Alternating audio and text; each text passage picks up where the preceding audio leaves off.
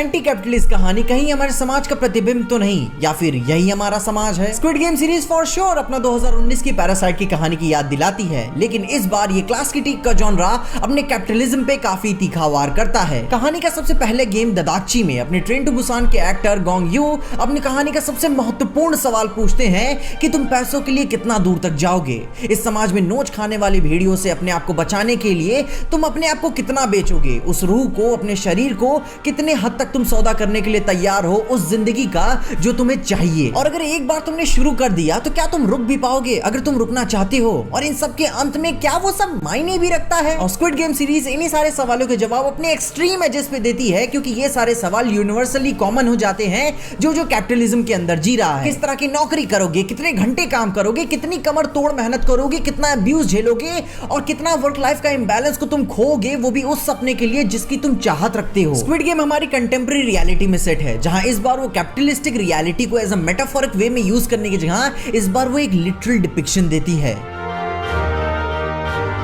तो गेम का सबसे बेसिक लेवल, ये कहानी ये एग्जिस्ट ही ना करती अगर यहाँ पे कोई फाइनेंशियल स्ट्रेस का मोमेंट होता ही ना। और ये कोई कोइंसिडेंस की बात नहीं है कि कहानी अपन को जी हुन के वर्कर लाइफ के बारे में भी दिखाती है कि कैसे उसने अपनी जिंदगी के 10 साल दिए एक फैक्ट्री को, फिर वहां पे वर्कर्स ने अपनी मांगों के लिए आवाज बढ़ाई, तो फिर उन्होंने स्ट्राइक किया, फिर वॉयलेंस भड़का तो कई सारे लोग मरे। हाउएवर साउथ कोरिया के पास अपनी एक एंटी लेबर रेपुटेशन है, वहां के लॉज वर्कर्स को यूनियंस बनाने के लिए रिस्ट्रिक्शंस करते हैं, और वहां पे जैसे तैसे जो भी सारी यूनियंस बने हुए हैं उन्हें भी रिस्ट्रिक्शंस का भाई पालन करना पड़ता है। मतलब कि एक यूनियन बना के आप अपने पे को नेगोशिएट करने में काफी सारी मुश्किलें आती हैं। आपकी यूनियन में सारे वर्कर्स नहीं आ सकते, वो भी एक सर्टेन अमाउंट ऑफ लोग आएंगे प्लस नियमों के साथ। लेकिन यहाँ पे इंडिया की केस की बात अलग हो जाती है। राइट टू वर्क के हिसाब से यहाँ पे कई सारे नियमों में छूट मिली है साउथ कोरिया के कंपैरिजन में, लेकिन भाई लफड़े कहां पे नहीं होते। कॉर्पोरेट्स हमेशा से ही मुश्किलें लाती रहती हैं यूनियंस को और ऑपरेट करने में। स्क्विड गेम स्पेशल है अपने नियमों को लेकर। ये कोई हंगर गेम्स या फिर एस्केप रूम जैसा नहीं है कि एक बार घुस गए सो घुस गए। खेल का फाइनल क्लॉज कहता है कि खेल को कभी भी रोका जा सकता है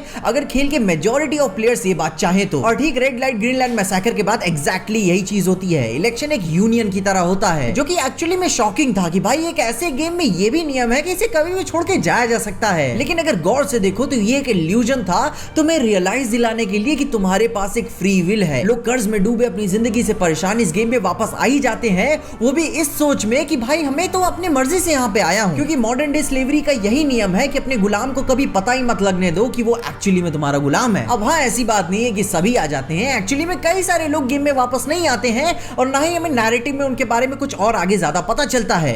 और एक्चुअली में देखें तो मे बी शायद वही लोग सबसे समझदार थे। अपने टग ऑफ वॉर गेम के दौरान में जीहुन की टीम ने सबको सरप्राइज कर दिया। अपने team work, unity, superior strategy की मदद से उन्होंने अपने सामने के सुपीरियर एडवर्सरी को हराने में वो कामयाब हो गए, जिसका बेसिक प्रिंसिपल लेबर ऑर्गेनाइजिंग से आता है। उसके बाद अपना प्लेयर 1 और अपनी बहुत ही खूबसूरत प्लेयर 240 जीयुंग ने अपने तरीके से गेम को मात देना सीख लिया था। जहां कंचो वाले गेम के दौरान में उन्होंने अपने तरीके से सिस्टम को बीट किया इन एक्सचेंज ऑफ फ्रेंडशिप में। मतलब कि किसी अफसोस में मरने से अच्छा किसी काम आके मरना अच्छा था, उन्हें ऐसा लगता था। इन दी एंड इतना सब कुछ होने के बाद भी जीहुन आसानी से गेम छोड़ने के लिए तैयार था। वीआईपीज के सामने वो भी सब देख के हैरान थे कि भाई कोई गेम के इतना करीब हो गए, इस बारे में कैसे सोच ही सकता है। लेकिन जीहुन किसी भी पैसों से अपनी ह्यूमन लाइफ को ज्यादा वैल्यू करता है और अपनी बहुत ही खूबसूरत प्लेयर 67 सिबयोक की कहना ये बात मानता है कि भाई वो किसी की भी जान नहीं लेगा, चाहे वो कोई भी क्यों ना हो। स्पेशली अपने बचपन की दोस्त की जान तो बिल्कुल भी नहीं लेगा।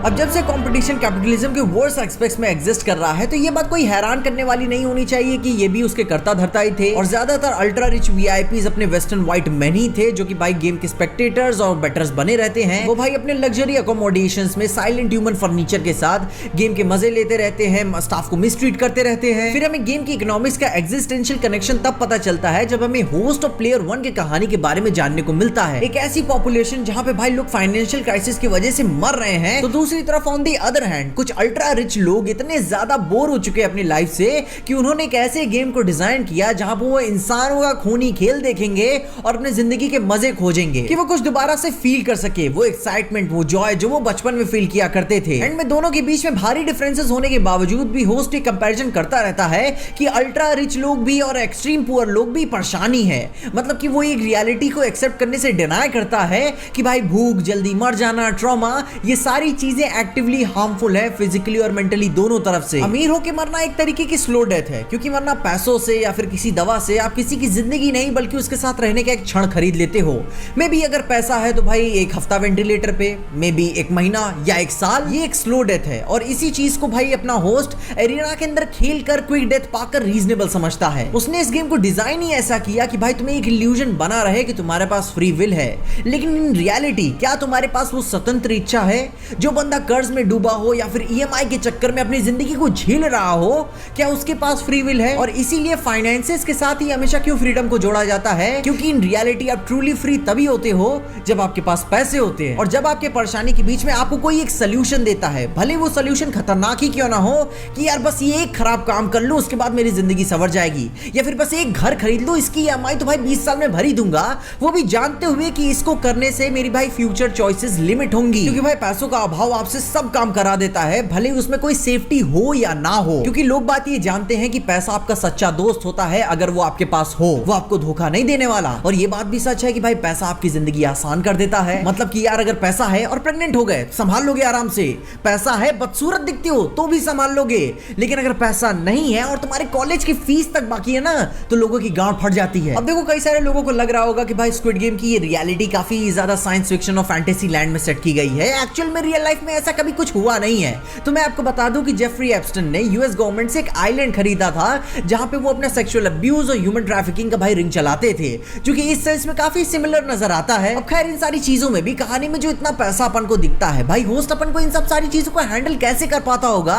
क्योंकि वो एक बैंकर है, उसे वो इतनी सारी वेल्थ अपनी प्रोफेशन की वजह से मिली, इतनी सारी वेल्थ को मूव ऑन करते समय ही। और हाँ ये बात भी सच है कि भाई रियल रिच लोग असलियत में अपने आप को पब्लिक करना ही नहीं चाहते। ये जो फोर्ब्स की लिस्ट दिखती है एक्चुअल में ये तो दिखाने के दांत होते हैं, खाने वाले पता नहीं कहां होंगे। अब जहां बात रही कोरियन डेप्थ क्राइसिस की, तो south Korea one of the highest house hold depth में से एक आता है, जो कि वो दुनिया के सबसे 9वें पायदान पे है और इंडिया 2018 के मुताबिक अभी 67वें पायदान पे है, थैंक गॉड। और इस डेटा को देख ये हैरानी होती है कि भाई जो देश जितना ज्यादा प्रोग्रेसिव होता है उसके कर्ज लेने के दरवाजे हम सब के लिए ज्यादा खुल जाते हैं। अब कहानी के लास्ट में जब जी उनको कॉल बैक आता है बैंक एग्जीक्यूटिव्स की तरफ से, वो भी एक डिसीजन लेने के लिए कि भाई वो अपने इन्वेस्टमेंट प्लान्स दिखाते हैं, जो कि भाई कोई भी क्यों मना करेगा। जब आपके बैंक में 300 करोड़ पड़े हो तो आप पैसिवली ज्यादा कमा सकते हो बिना काम किए। लेकिन जी हुन वहां से जाने का डिसीजन लेता है, क्योंकि ठीक ये कॉल बैक उसी तरीके से था जब उसे इस बात की पैरेलल्स उसे स्क्विड गेम की तरफ से दिखती हैं, जब उसे पहली बार ये ऑफर हुआ था कि कैसे आप आसानी से करोड़ों रुपए कमा सकते हो। पूरी सीरीज के दौरान खेल चलाने वाले प्लेयर्स को एक दूसरे के सामने रिग करते रहते हैं, ठीक जैसे कैपिटलिस्टिक वे में वर्कर्स को एक दूसरे के ऑपोजिट रखा जाता है, जिसके लिए चाहे तुम उन्हें खाना कम दो, रात को फाइट के लिए इनकरेज करो, डेली कैश का इन्फ्लक्स पैदा करो, जब कोई बंदा चला जाए उन्हें इंटेंशनली चाकू दिया करो ताकि वो लड़ाई के बारे में सोचे, जो कि उनका माइंडसेट ही नहीं था कि लड़ने के लिए। वो अपनी पंचायत की भाई वो ये बात कभी सोच ही ना पाए कि हम सब एक होके इन्हें ओवर पावर कर सकते हैं। लेकिन खैर कहानी में अपन को ऐसे कई सारे सीन्स देखने को मिलते हैं जहां पे प्लेयर्स गेम के दौरान में एक साथ होकर कई सारे गेम्स जीतते भी हैं, लेकिन नियमों के अंदर रह के। प्लेयर्स के पास ये ऑप्शन कभी था ही नहीं कि वो एक साथ होकर यहां से पैसे लेकर निकल भी पाएंगे। और हमारी सोसाइटी में इस तरीके का वर्कर वर्सेस वर्कर का डॉगमेटिक इन्फ्लुएंस भी होता है, जहां पे एक वर्कर ही दूसरे वर्कर पे ज्यादा डिमांड करता है ओवर काम करने की, ज्यादा उसे प्रेशराइज करता है, हाई फ्लो ऑफ लैंग्वेज का यूज करता है कि भाई ज्यादा काम है, छुट्टी नहीं मिल सकती, पैसे नहीं बढ़ सकते क्योंकि भाई पिछले बंदे ने नौकरी को छोड़ दिया, किसी ने मैटरनिटी लीव ले ली वगैरह वगैरह। लेकिन इन रियलिटी ये धंधे के नॉर्मल एस्पेक्ट्स हैं। एम्प्लॉयर के लिए ये बात एडवांस में प्लान करके चलनी चाहिए कि इस तरह का फॉल्ट और फेलियर सिस्टम में आएगा ही आएगा। लेकिन इस प्रॉब्लम को ठीक क्यों नहीं करते? और यही बात स्क्विड गेम बखूबी समझती है। मैनेजर्स ओनर्स के लिए बात बेनिफिशियल है कि वर्कर्स आपस में ही लफड़ा करने में बिजी रहे कि भाई उनके पास फुर्सत ही ना हो, उनकी मजबूरियां इतनी ज्यादा बड़ी हो कि वो सिस्टम से लड़ने की जगह सिस्टम में सर्वाइव करने में ही अपनी जिंदगी बिता दें और इन द एंड मर जाएं।